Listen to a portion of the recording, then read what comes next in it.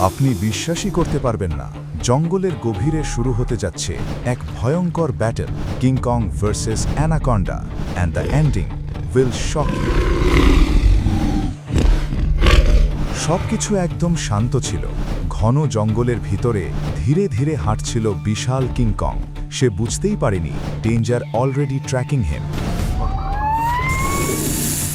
হঠাৎ গাছের আড়াল থেকে বেরিয়ে আসে এক বিশাল অ্যানাকন্ডা।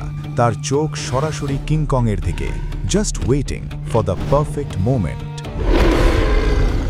1 সেকেন্ডের মধ্যে সব বদলে যায়। অ্যানাকন্ডা সরাসরি অ্যাটাক করে। তার বিশাল শরীর দিয়ে কিং কংকে পেঁচিয়ে ধরতে থাকে। The jungle starts shaking.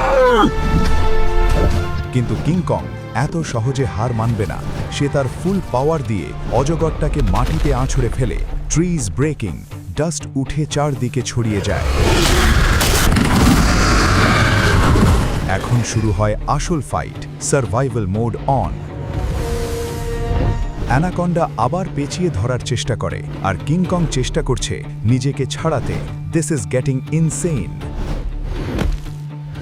পরিস্থিতি এখন পুরো কন্ট্রোলের বাইরে। কে জিতবে কেউ জানে না। Everything depends on this final move. হঠাৎ বুম! কিং কং তার সব শক্তি দিয়ে অ্যানাকন্ডাকে তুলে ছুঁড়ে ফেলে। মাটি কেঁপে ওঠে, আর হঠাৎ সব শান্ত হয়ে যায়। কিন্তু আসল প্রশ্ন হলো, অ্যানাকন্ডা কি সত্যিই হেরে গেছে? এটা ছিল একটা ট্র্যাপ। শুরুটা আবার দেখুন, ক্লুটা ওখানেই ছিল।